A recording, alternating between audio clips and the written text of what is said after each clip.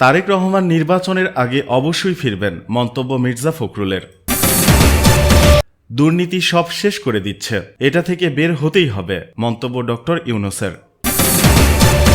শেখ হাসিনার পতনে উপনিবেশ হারিয়ে প্যানিকে আছে ভারত, মন্তব্য ভারতীয় সাংবাদিকের। হাসিনার নির্দেশেই ৭ খুনের মামলা থেকে বাদ দেওয়া হয় শামীম ওসমানকে।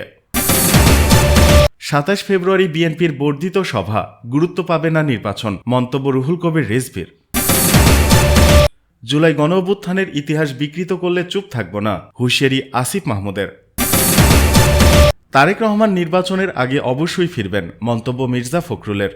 বিএনপির ভারপ্রাপ্ত চেয়ারম্যান তারেক রহমান আগামী জাতীয় সংসদ নির্বাচনের আগেই দেশে ফিরবেন বলে জানিয়েছেন দলটির মহাসচিব মির্জা ফখরুল ইসলাম আলমগীর। কবে নাগাদ তারেক রহমান দেশে ফিরতে পারেন এ প্রশ্নের জবাবে মির্জা ফখরুল বলেন, এটি তার মামলাগুলো এবং সার্বিক রাজনৈতিক পরিস্থিতির উপর নির্ভর করছে, তবে নির্বাচনের আগে তিনি অবশ্যই ফিরবেন। একটি বেসরকারি টেলিভিশন চ্যানেলকে দেওয়া সাক্ষাৎকারে তিনি বলেন, তারেক রহমানের বিরুদ্ধে থাকা মামলাগুলো আইনি প্রক্রিয়ার মাধ্যমেই নিষ্পত্তি করা হচ্ছে এবং এটি সময় সাপেক্ষ হলেও বিএনপি আশাবাদী। বিএনপি মহাসচিব জানান, আগামী নির্বাচন ডিসেম্বরের মধ্যেই অনুষ্ঠিত হবে বলে তাদের প্রত্যাশা। নির্বাচন কমিশনও সেই অনুযায়ী প্রস্তুতি নিচ্ছে। তিনি আরও বলেন, বিএনপি নির্বাচনের জন্য প্রস্তুত এবং দেশে একটি অবাধ ও নিরপেক্ষ নির্বাচন নিশ্চিত করে তাদের প্রধান লক্ষ্য।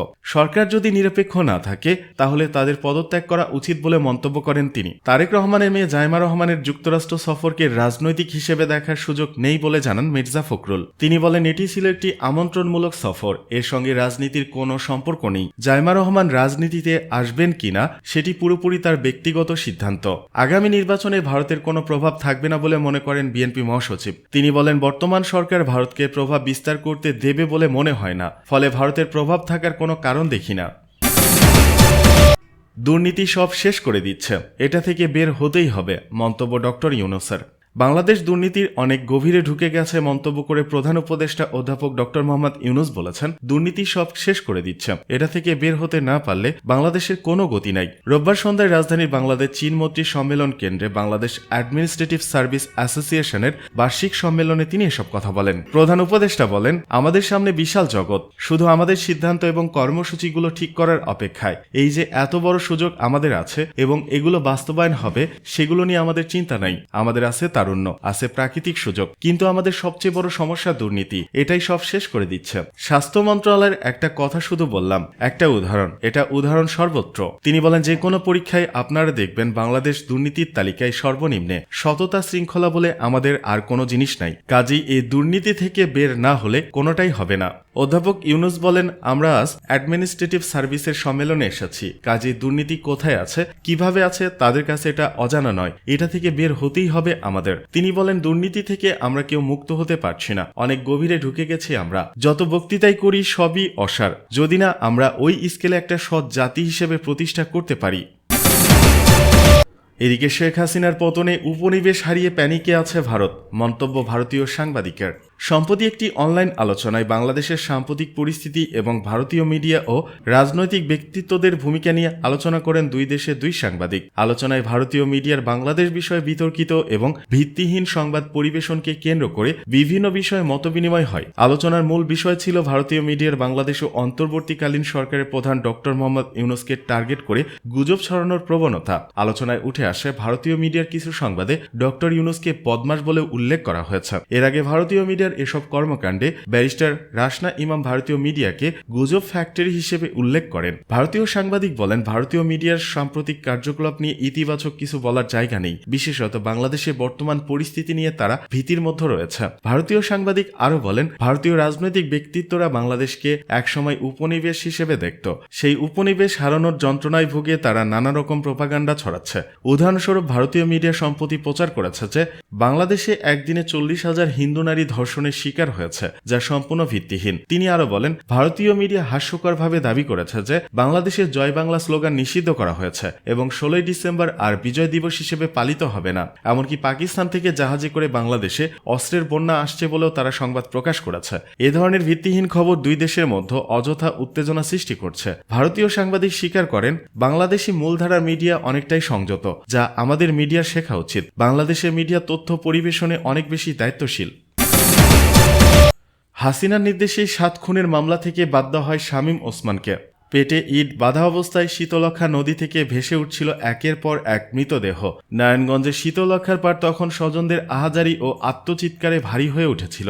ডুবুরি দিয়ে একে একে তুলে আনা হয় 7টি মরদেহ, আর তা দেখে কান্নায় ফেটে পড়েছিলেন খুন হওয়া সেই মানুষগুলোর স্বজনেরা। এই হত্যাকাণ্ডে সরাসরি জড়িত ছিলেন আওয়ামী লীগের দোসররা। নারায়ণগঞ্জের সেই চাঞ্চল্যকর 7 খুনের ঘটনা, যা সে সময় নাড়িয়ে দিয়েছিল গোটা বাংলাদেশকে। অথচ 7 খুনের প্রধান কুশীলব হাসিনার ঘনিষ্ঠ শামীম ওসমান ছিলেন ধরাছোঁয়ার বাইরে। তৎকালীন নারায়ণগঞ্জ কাউন্সিলর নজরুল ইসলাম এবং আইনজীবী চন্দন সরকার সহ 7 জন নিখোঁজ হন। 3 দিন পর শীতলক্ষা নদী থেকে উদ্ধার করা হয় তাদের লাশ। তদন্তে বেরিয়ে আসে নির্মম হত্যাকাণ্ডের সাথে র্যাবের সরাসরি সংশ্লিষ্টতা।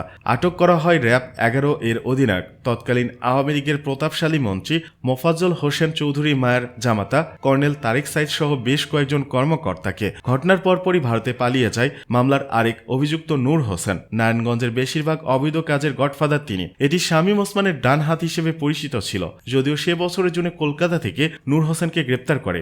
সেখানকার পুলিশ 1 বছর পর 2015 সালের নভেম্বরে তাকে বাংলাদেশ পুলিশের কাছে হস্তান্তর করে। পরবর্তীতে আদালতের বিভিন্ন বিচারিক কার্যক্রম শেষে নূর হোসেন, তারেক সাইদ, মোহাম্মদ ও মেজর আরিফ হোসেন সহ 15 জনের মৃত্যুদণ্ড বহাল রেখে বাকিদের বিভিন্ন মেয়াদে কারাদণ্ড দেয় হাইকোর্ট। কৌশলে বাদ দেওয়া হয় 7 খুনের মাস্টার মাইন্ড হাসিনার ঘনিষ্ঠ শামীম ওসমান, তৎকালীন নারায়ণগঞ্জ পুলিশ সুপার, ঢাকা বিশ্ববিদ্যালয়ের স্যার এফ রহমান হলের সাবেক সভাপতি নুরুল ইসলাম সহ বেশ কয়েকজনকে। তবে কেন এই হত্যাকাণ্ড, সে বিষয়টি আড়ালেই থেকে যায়।